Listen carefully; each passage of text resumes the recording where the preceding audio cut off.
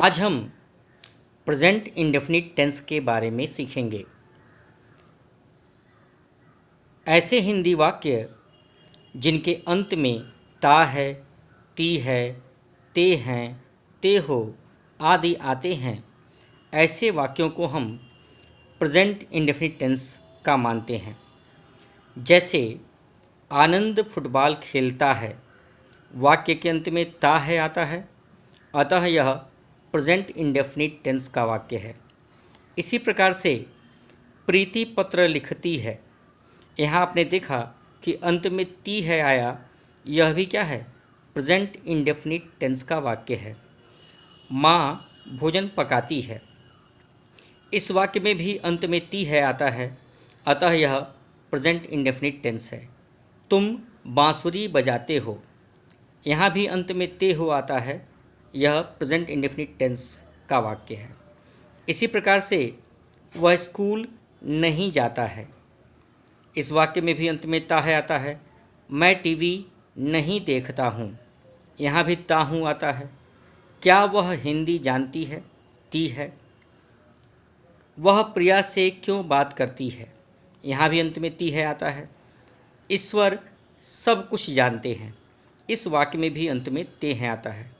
वह कार चलाता है, यहाँ भी आपने देखा कि अंत में ता है आया। तो इस प्रकार से आपने देखा ये सभी वाक्य जिनके अंत में ता हैं, ती हैं, ते हो इत्यादि आए, वे प्रेजेंट इंडेफिनिट टेंस के वाक्य हैं। प्रेजेंट इंडेफिनिट टेंस के वाक्यों में कार्य के होने के समय अथवा कार्य की पूर्णता को लेकर के अनिश्चितता होती है, इसी कारण से इसे हम इंडेफिनिट टेंस कहते हैं। और ये सारे वाक्य वर्तमान काल में हैं, अतः इन्हें प्रेजेंट इंडेफिनिट टेंस का सेंटेंस कहेंगे। अब हम समझेंगे इस प्रकार के वाक्यों की संरचना किस प्रकार से होती है। तो देखेंगे, चूँकि जो वाक्य होते हैं वो या तो सकारात्मक होते हैं अथवा नकारात्मक होते हैं या फिर प्रश्नवाचक होते हैं। प्रश्नवाचक वाक्यों में भी सकारात्मक और नकारात्मक होते हैं। अतः हम देखेंगे कि जो सकारात्मक वाक्य हैं उनकी संरचना किस प्रकार से होगी। अगर सेंटेंस में जो डूअर है, यानी जो कार्य को करने वाला है, जो एक्शन को परफॉर्म कर रहा है, अर्थात जो सब्जेक्ट है, अगर वह सिंगुलर है यानी एक वचन में है, अकेला है, तो हम सिंगुलर सब्जेक्ट के साथ वर्ब की फर्स्ट फॉर्म लगाते हैं। और सब्जेक्ट चूँकि सिंगुलर है, अतः वर्ब को भी सिंगुलर बनाने के लिए उसमें यस या ईएस जो भी उपयुक्त हो वह जोड़ देते हैं और अंत में ऑब्जेक्ट लिखते हैं। इसी प्रकार से अगर सब्जेक्ट प्लूरल हो, यानी कार्य को करने वाला अर्थात जो सब्जेक्ट है वो प्लूरल है, बहुवचन में है, तो हम प्लूरल सब्जेक्ट के साथ वर्ब की फर्स्ट फॉर्म लगाते हैं। यहाँ वर्ब में हमें कुछ भी जोड़ने की जरूरत नहीं होती है और अंत में ऑब्जेक्ट लिखते हैं। यहाँ यह बात ध्यान रखेंगे कि आई और यू के साथ भी हम वर्ब की फर्स्ट फॉर्म लगाते हैं और उसके साथ यस या यस ऐड नहीं करते हैं। अगर सेंटेंस हमारा निगेटिव है, वाक्य अगर निगेटिव है यानी टेंस में कार्य का नहीं होना पाया जाता है, तो हम सिंगुलर सब्जेक्ट के साथ डज नॉट का प्रयोग करते हैं, फिर वर्ब की फर्स्ट फॉर्म और अंत में ऑब्जेक्ट लिखते हैं। अगर हमारा सब्जेक्ट प्लूरल है यानी सेंटेंस के अंदर कार्य को करने वाला प्लूरल है, बहुवचन में है, तो हम उसके साथ डू नॉट का प्रयोग करते हैं, फिर वर्ब की फर्स्ट फॉर्म लिखते हैं और अंत में ऑब्जेक्ट लिखते हैं। यह बात ध्यान में रहे कि यदि सेंटेंस प्रेजेंट में इंडेफिनिट है तो चाहे वो किसी भी प्रकार का हो, चाहे वो अफर्मेटिव हो, चाहे नेगेटिव हो, चाहे इंटेरोगेटिव हो या फिर इंटेरोगेटिव में नेगेटिव हो, सभी तरह के सेंटेंस में हम वर्ब की फर्स्ट फॉर्म का ही यूज़ करेंगे। और जहाँ पे सब्जेक्ट सिंगुलर है वहाँ पे हम वर्ब के साथ यस यस जोड़ते हैं। निगेटिव में हमने वर्ब के साथ एस यस नहीं जोड़ा, क्योंकि हमने डू के साथ जो कि वर्ब है ईएस जोड़ा हुआ है। इस कारण से यहाँ पे हम वर्ब में एस या ईएस सिंगुलर सब्जेक्ट के साथ नहीं जोड़ते हैं, क्योंकि डू में हमने ईएस जोड़ करके डज बनाया हुआ है। इसी प्रकार से अगर सेंटेंस इंटेरोगेटिव है अर्थात प्रश्नवाचक है, तो हम देखते हैं कि सेंटेंस यदि क्या से शुरू हुआ हो, जैसे क्या वह भोजन करता है, क्या वह कपड़े साफ करती है, क्या बच्चे पढ़ते हैं, क्या गाय दूध देती है, ऐसे सेंटेंस हों जो क्या से शुरू हुए हों, तो हम सेंटेंस में सब्जेक्ट के अनुसार सब सेंटेंस की शुरुआत डज या डू से करते हैं। यानी सबसे पहले हम सेंटेंस में अगर सिंगुलर सब्जेक्ट है तो सबसे पहले डज लिखेंगे, फिर सिंगुलर सब्जेक्ट को लिखेंगे, फिर उसके साथ हम वर्ब की फर्स्ट फॉर्म लिखते हैं, अंत में ऑब्जेक्ट लिख करके प्रश्नवाचक चिन्ह लगा देते हैं। इसी प्रकार से अगर हमारा सब्जेक्ट प्लूरल है, बहुवचन में है, यानी वर्ब को परफॉर्म करने वाला जो डूअर है अगर वो प्लूरल फॉर्म में है, तो हम उसके पहले डू का प्रयोग करते हैं, फिर हम प्लूरल सब्जेक्ट को लिखते हैं, फिर वर्ब की फर्स्ट फॉर्म, फिर ऑब्जेक्ट और अंत में प्रश्नवाचक चिन्ह लगा देते हैं। यदि हमारा सेंटेंस क्या से न शुरू हुआ हो, जैसे वह कपड़े क्यों धोती है, बच्चे शोर क्यों मचाते हैं, तुम कहाँ जाते हो, इस तरह के सेंटेंसेस में हम देखें तो सेंटेंस की शुरुआत क्या से नहीं हो रही है। ऐसे सेंटेंस में आप ध्यान देंगे तो कोई ना कोई क्वेश्चन वर्ड आएगा जो प्रायः WH फैमिली का होता है। तो ऐसे सेंटेंस को ट्रांसलेट करते समय प्रारंभ में हम क्वेश्चन वर्ड को लिखते हैं, जैसे कि वाई, वेयर, व्हेन इत्यादि। फिर हम डू या डज का प्रयोग सब्जेक्ट के नंबर के अनुसार करते हैं, यानी सिंगुलर सब्जेक्ट है तो डज और प्लूरल सब्जेक्ट है तो डू का प्रयोग करेंगे। फिर हम वर्ब की फर्स्ट फॉर्म लिखते हैं, फिर ऑब्जेक्ट और अंत में प्रश्नवाचक चिन्ह लगा देते हैं।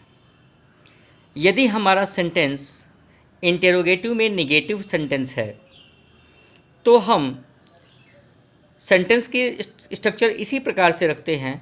फ़र्क सिर्फ इतना होता है कि हम सब्जेक्ट के बाद नॉट का प्रयोग करते हैं, यानी अगर वाक्य क्या से प्रारंभ हुआ है और सब्जेक्ट सिंगुलर है तो हम डज के साथ सिंगुलर सब्जेक्ट को लिखते हैं, फिर नॉट को लिखते हैं, फिर वर्ब की फर्स्ट फॉर्म, देन ऑब्जेक्ट और अंत में हम क्वेश्चन मार्क लगा देते हैं। इसी प्रकार से अगर हमारा सब्जेक्ट प्लूरल है, बहुवचन में है, यू है, वी है, दे है या फिर कोई भी प्लूरल नंबर का नाउन है या प्रोनाउन है, तो हम उसके पहले डू का प्रयोग करते हैं। डू के बाद हम प्लूरल सब्जेक्ट को लिखते हैं, फिर नॉट लिखते हैं, फिर वर्ब की फर्स्ट फॉर्म लिखते हैं और अंत में ऑब्जेक्ट को लिखते हैं। सबसे लास्ट में हम क्वेश्चन मार्क लगा देते हैं। यदि सेंटेंस क्वेश्चन वर्ड से प्रारंभ हुआ है तो हम क्वेश्चन वर्ड को सबसे पहले लिखते हैं, जो कि मैंने बताया प्रायः WH फैमिली का होता है। उसके बाद हम डू या डज का प्रयोग करते हैं सब्जेक्ट के अनुसार, अर्थात यदि सब्जेक्ट सिंगुलर है तो हम यहाँ डज का प्रयोग करेंगे और अगर सब्जेक्ट प्लूरल नंबर में है तो यहाँ डू का प्रयोग करेंगे। डू या डज लिखने के बाद हम सब्जेक्ट को लिखते हैं, उसके बाद हम नॉट लिखते हैं, फिर वर्ब, आफ्टर दैट ऑब्जेक्ट और सबसे लास्ट में हम क्वेश्चन मार्क लगा देते थे।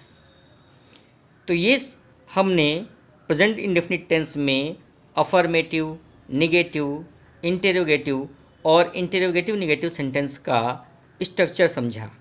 अब इस स्ट्रक्चर पर पीछे जो हमने वाक्य उदाहरण में दिए थे उनके ट्रांसलेशन को समझने की कोशिश करेंगे। पहला सेंटेंस था आनंद फुटबॉल खेलता है। सेंटेंस था आनंद फुटबॉल खेलता है। तो हमने देखा कि सेंटेंस के लास्ट में ता है आया हुआ है दिखाता है कि यह प्रेजेंट है और ता है प्रदर्शित करता है कि यह प्रेजेंट में इंडेफिनिट सेंटेंस है। तो इसलिए यहाँ पे हम अफर्मेटिव के रूल के अनुसार सब्जेक्ट यानी आनंद को लिखा, फिर वर्ब की फर्स्ट फॉर्म खेलना है, तो खेलने को हम इंग्लिश में प्ले कहते हैं, तो यहाँ प्ले लिखा। और चूंकि सब्जेक्ट आनंद सिंगुलर है, इस नाते प्ले में हमने यस जोड़ा, तो हमारा हो गया आनंद प्लेज क्या खेलता है, फुटबॉल। तो फुटबॉल ऑब्जेक्ट है, तो हमने अंत में ऑब्जेक्ट लिखा। तो इस प्रकार से हमारा सेंटेंस हुआ आनंद प्लेज फुटबॉल। दूसरा सेंटेंस देखें। दूसरा सेंटेंस था प्रीति पत्र लिखती है। प्रीति पत्र लिखती है, तो यहाँ लिखने का कार्य प्रीति कर रही है। इट मीन्स प्रीति सब्जेक्ट है और यह सिंगुलर नंबर में है। लिखने को हम बोलते हैं इंग्लिश में राइट, फर्स्ट फॉर्म राइट है और उसमें हमने यस लगा दिया क्योंकि प्रीति सिंगुलर है। तो प्रीति राइट्स अ लेटर, एक पत्र लिखती है। प्रीति पत्र लिखती है अथवा प्रीति एक पत्र लिखती है। इंग्लिश में हमने ट्रांसलेट किया प्रीति राइट्स अ लेटर। तीसरा वाक्य था माँ भोजन पकाती है। माँ भोजन पकाती है। माँ भोजन पकाती है, इस वाक्य में भी आपने देखा अंत में है आया हुआ है, ती आया हुआ है, तो यह प्रेजेंट में इंडेफिनिट है। मदर सिंगुलर नंबर है। भोजन पकाने को कुकिंग बोलते हैं। कुक का जो फर्स्ट फॉर्म है वो कुक ही है। और यहाँ हम चूँकि मदर सिंगुलर नंबर है, इस कारण से कुक के साथ यस जोड़ा गया और अंत में ऑब्जेक्ट यानी फूड लिखा गया। Mother कुक्स food. तुम बांसुरी बजाते हो। तुम बांसुरी बजाते हो। यह सेंटेंस भी आपने देखा प्रेजेंट इंडेफिनिट टेंस में है।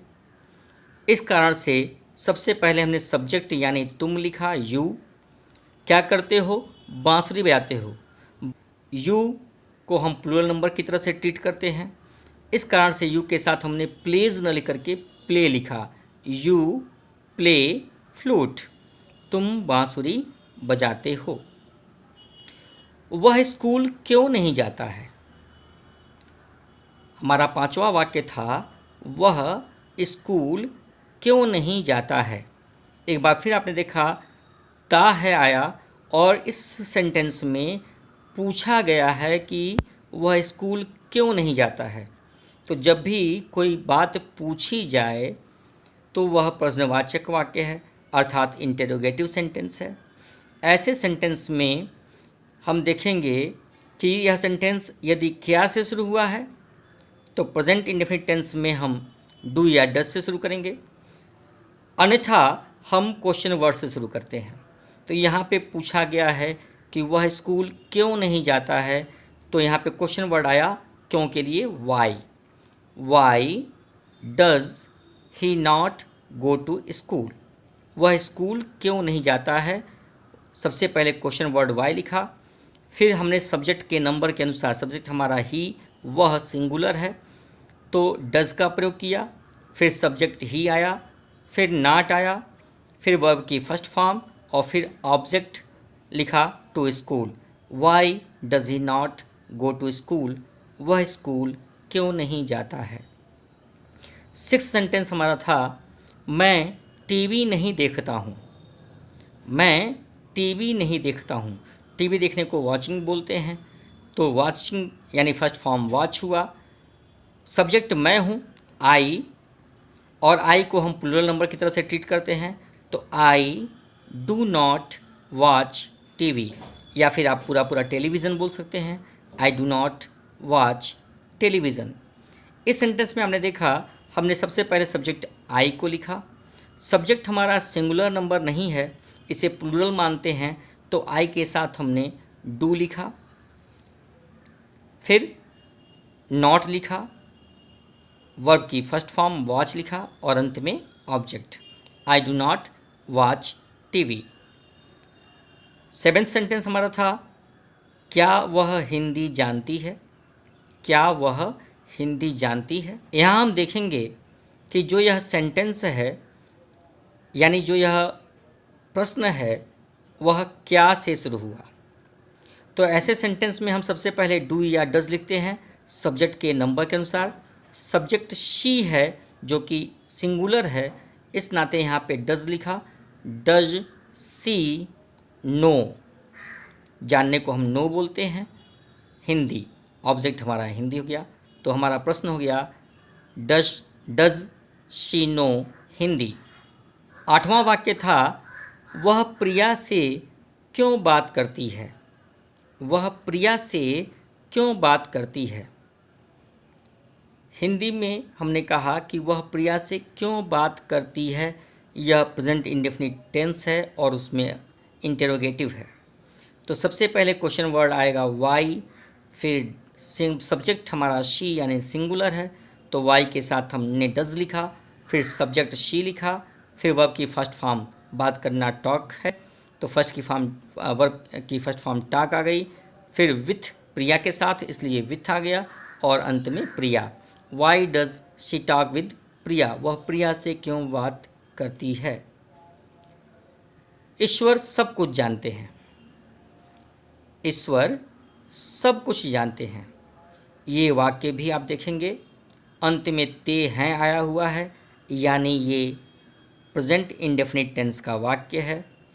ईश्वर सिंगुलर नंबर है, तो हमने लिखा गॉड नोज़, नो जानना है जिसमें यस जोड़ा गया, क्योंकि गॉड सिंगुलर है तो जानने को भी सिंगुलर बनाया गया, तो गॉड नोज़, सब कुछ को हम एवरीथिंग बोलते हैं, तो गॉड नोज़ एवरीथिंग। वह कार चलाता है, वह कार चलाता है, वह सिंगुलर नंबर का सब्जेक्ट है, अफर्मेटिव सेंटेंस है, तो हमने कहा ही, कार चलाने को ड्राइव बोलते हैं, तो ही ड्राइव्स कार, ही ड्राइव्स कार, वह कार चलाता है। इस प्रकार से आपने प्रेजेंट इंडेफिनिट टेंस के वाक्यों को ट्रांसलेट करना सीखा। उम्मीद है कि आपको ये सारी बातें समझ में आई होंगी।